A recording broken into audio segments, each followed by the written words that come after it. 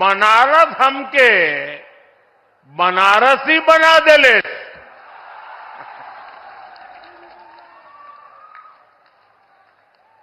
भाई और बहनों, आप सभी इतनी बड़ी संख्या में आए हैं, हमें आशीर्वाद दे रहे हैं। ये दृश्य हमें गदगद कर देता है। आप लोगों के परिश्रम से आज काशी को नित्य नूतन बनाने का अभियान लगातार जारी है। आज भी यहां 13,000 करोड़ रुपए से अधिक की विकास परियोजनाओं का शिलान्यास और लोकार्पण किया गया है। ये प्रोजेक्ट काशी के साथ साथ पूर्वांचल के, पूर्वी भारत के विकास को गति देंगे। इसमें रेल, रोड, एयरपोर्ट से जुड़े प्रोजेक्ट्स हैं। इसमें पशुपालन, उद्योग, स्पोर्ट्स, कौशल विकास, इससे जुड़े कई प्रोजेक्ट्स हैं। इसमें स्वास्थ्य, स्वच्छता, आध्यात्म, पर्यटन, एलपीजी गैस, अनेक क्षेत्रों से जुड़े अनेक विध काम है। इससे बनारस समेत पूरे पूर्वांचल के लिए नौकरी के बहुत सारे नए अवसर बनेंगे।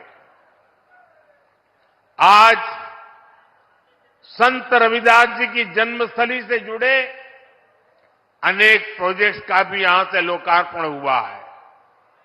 मैं इन सारी परियोजनाओं के लिए आप सभी को बहुत बहुत बधाई देता हूं। साथियों, काशी और पूर्वांचल में कुछ भी अच्छा होता है तो मुझे आनंद होना बहुत स्वाभाविक है। आज बड़ी संख्या में मेरे नौजवान साथी भी आए हैं। कल रात को मैं सड़क के रास्ते बाबतपुर से बीएलडब्ल्यू गेस्ट हाउस आया हूं।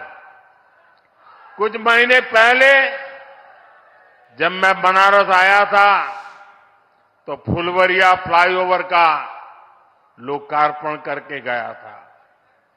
बनारस में ये फ्लाईओवर कितना बड़ा वरदान बना है, ये साफ दिखाई देता है। पहले अगर किसी को बीएलडब्ल्यू से बाबतपुर जाना होता था तो लगभग 2-3 घंटा पहले घर से निकल जाते थे।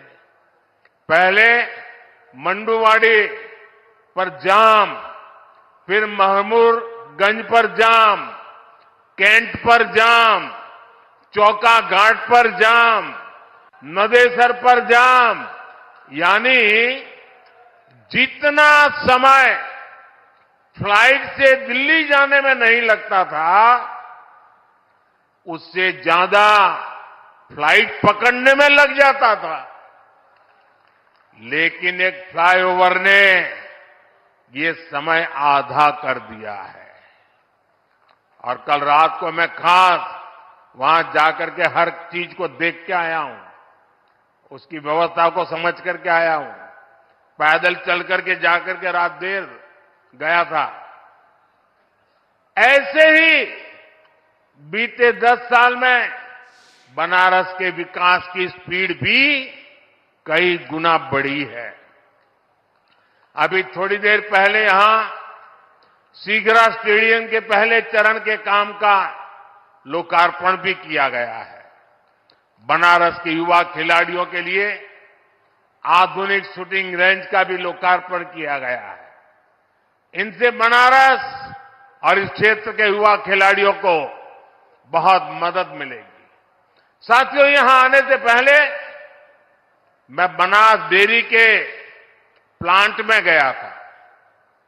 वहां मेरी अनेक पशुपालक बहनों से बातचीत करने का मुझे मौका मिला।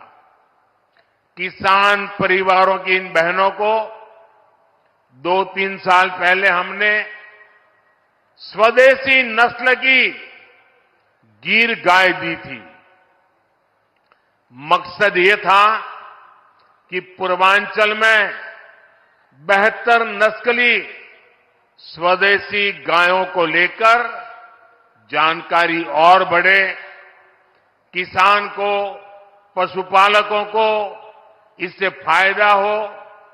मुझे बताया गया है कि आज यहां गिर गायों की संख्या लगभग 350 के करीब तक पहुंच चुकी है।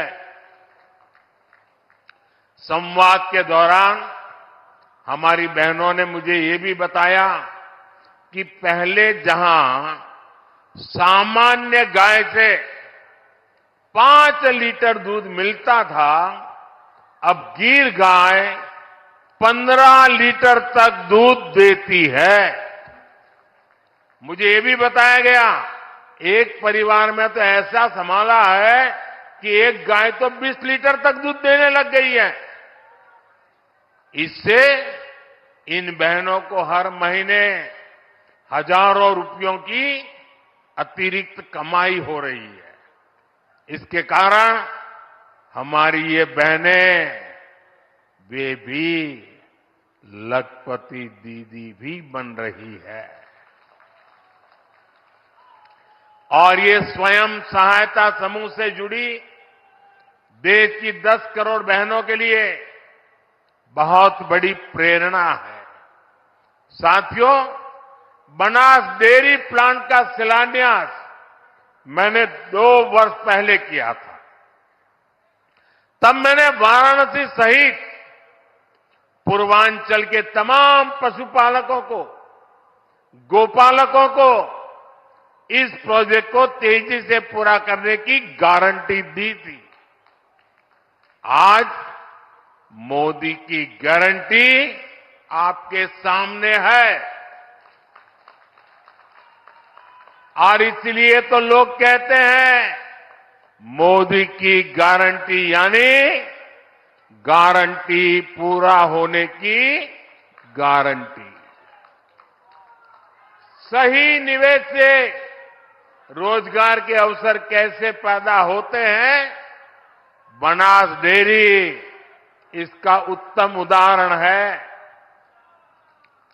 अभी बनास डेयरी वाराणसी, मिर्जापुर, गाजीपुर, रायबरेली, इन जिलों के पशुपालकों से लगभग 2 लाख लीटर दूध इकट्ठा कर रही है। इस प्लांट के चालू होने से अब बलिया, चंदौली, प्रयागराज, जौनपुर और दूसरे जिलों के लाखों पशुपालकों को भी लाभ होगा। इस परियोजना से वाराणसी, जौनपुर, चंदौली, गाजीपुर, आजमगढ़ जिलों के 1000 से ज्यादा गांवों में दुग्ध मंडियां बनेगी। पशुपालकों का ज्यादा दूध ज्यादा कीमत पर बिकेगा तो हर किसान पशुपालक परिवार को ज्यादा कमाई होना तय है। ये प्लांट किसानों, पशुपालकों को बेहतर पशुओं की नस्ल और बेहतर चारे को लेकर भी जागरूक करेगा, प्रशिक्षित करेगा। साथियों, इतना ही नहीं, ये बनास काशी संकुल रोजगार के भी हजारों नए अवसर बनाएगा, अलग अलग कामों में रोजगार बनाएगा। एक अनुमान है कि इस संकुल से पूरे इलाके में 3 लाख से ज्यादा किसानों की आय बढ़ेगी। यहां दूध के अलावा छाछ, दही, लस्सी, आइसक्रीम, पनीर और अनेक प्रकार की स्थानीय मिठाइयां बनेगी। इतना कुछ बनेगा तो इन्हें बेचने वालों को भी तो रोजगार मिलने वाला है। यह प्लांट बनारस की प्रसिद्ध मिठाइयों को देश के कोने कोने तक पहुंचाने में बहुत बड़ी भूमिका निभाएगा। दूध के ट्रांसपोर्टेशन से जुड़े कारोबार में भी अनेक लोगों को रोजगार मिलेगा। इससे पशु आहार से जुड़े दुकानदार, स्थानीय वितरकों का भी दायरा बढ़ेगा। इसमें भी अनेक रोजगार बनेंगे। साथियों, इन प्रयासों के बीच मेरा बनास डेयरी के कामकाज से जुड़े वरिष्ठ साथियों से भी एक आग्रह है। मैं चाहूंगा कि आप दूध का पैसा सीधे बहनों के अकाउंट में डिजिटल तरीके से भेजिए। किसी पुरुष के हाथ में पैसे मत देना। मेरा अनुभव है, इसके बहुत ही शानदार परिणाम आते हैं। पशुपालन तो एक ऐसा सेक्टर है जिसमें सबसे अधिक हमारी बहनें जुड़ी हैं। ये बहनों को आत्मनिर्भर बनाने का बहुत बड़ा माध्यम है। पशुपालन छोटे किसानों और भूमिहीन परिवारों का भी बहुत बड़ा सहारा है। इसलिए डबल इंजन सरकार पशुपालन और डेयरी सेक्टर को इतना बढ़ावा दे रही है।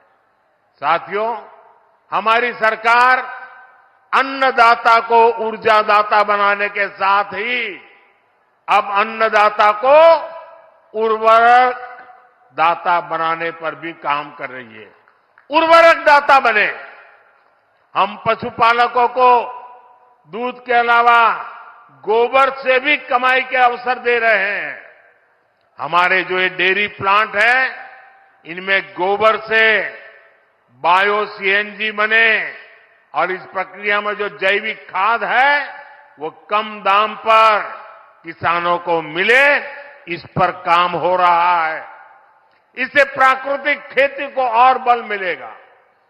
गंगा जी के किनारे प्राकृतिक खेती करने का चलन वैसे भी अब बढ़ रहा है।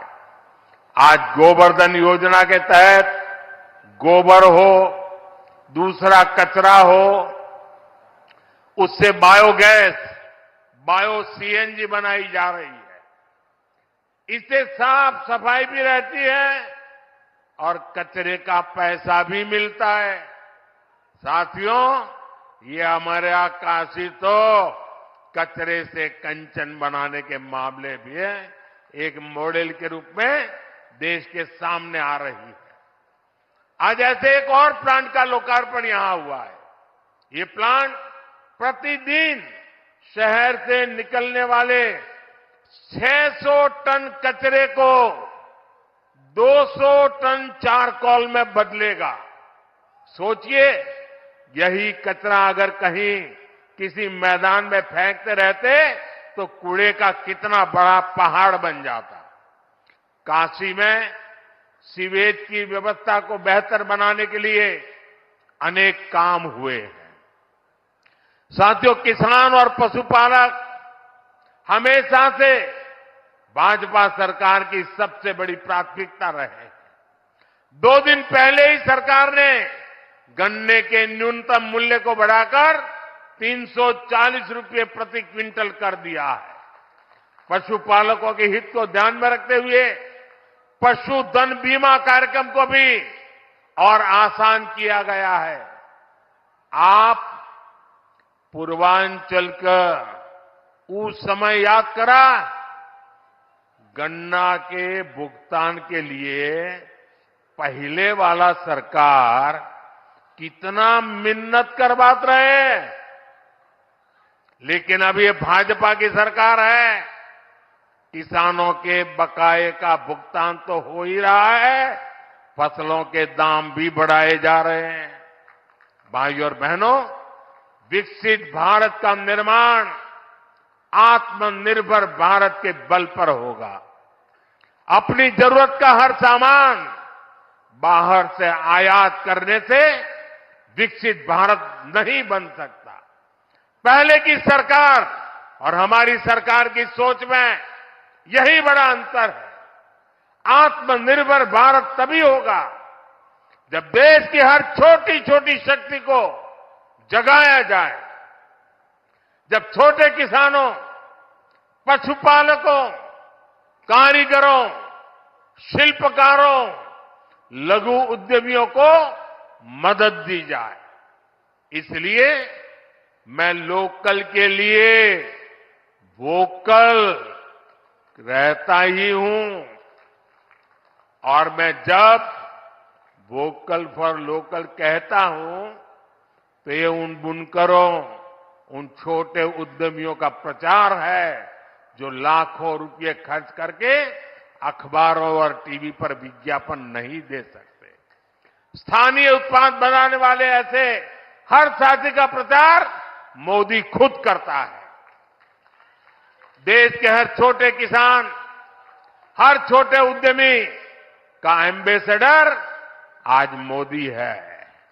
जब मैं खादी खरीदो, खादी पहनो का आग्रह करता हूं तो गांव गांव में खादी से जुड़ी बहनें, दलित, पिछड़े, उनके श्रम को बाजार से जोड़ता हूं। जब मैं देश में बने खिलौने खरीदने की बात करता हूं तो इससे पीढ़ियों से खिलौने बनाने वाले परिवारों का जीवन सुधरता है। जब मैं मेक इन इंडिया कहता हूं तो मैं इन छोटे और कुटीर उद्योगों पर हमारे एमएसएमईज के सामर्थ्य को नई बुलंदी देने का प्रयास करता हूं। जब मैं देखो अपना देश कहता हूं तो मैं अपने ही देश में टूरिज्म को बढ़ावा देता हूं। इससे स्थानीय लोगों का रोजगार, स्वरोजगार कैसे बढ़ता है, ये हम काशी में अनुभव कर रहे हैं। जब से विश्वनाथ धाम का पुनर्निर्माण हुआ है, तब से करीब करीब 12 करोड़ से अधिक लोग काशी आ चुके हैं। इससे यहां के दुकानदार, ढाबे वाले, रेहड़ी ठेले वाले, रिक्शे वाले, फूल वाले, नाव वाले, सबका रोजगार बढ़ा है। आज तो एक और नई शुरुआत हुई है।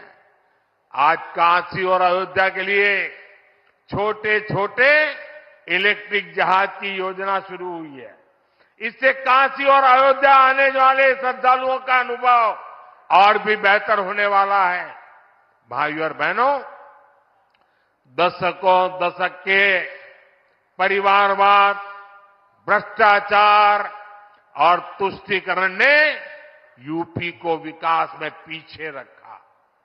पहले की सरकारों ने यूपी को बीमारू राज्य बनाया, यहां के नौजवानों से उनका भविष्य छीना।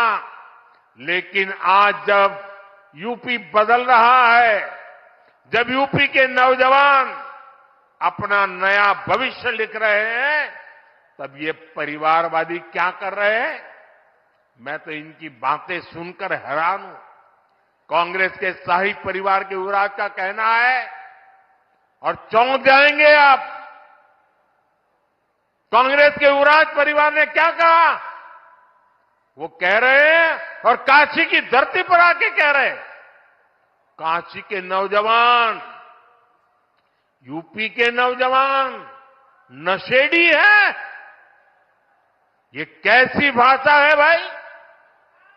मोदी को गाली देते देते तो इन्होंने 2 दशक बिता लिए, लेकिन अब ईश्वर रूपी जनता जनार्दन पर, यूपी के नौजवानों पर ही ये लोग अपनी फ्रस्ट्रेशन निकाल रहे हैं।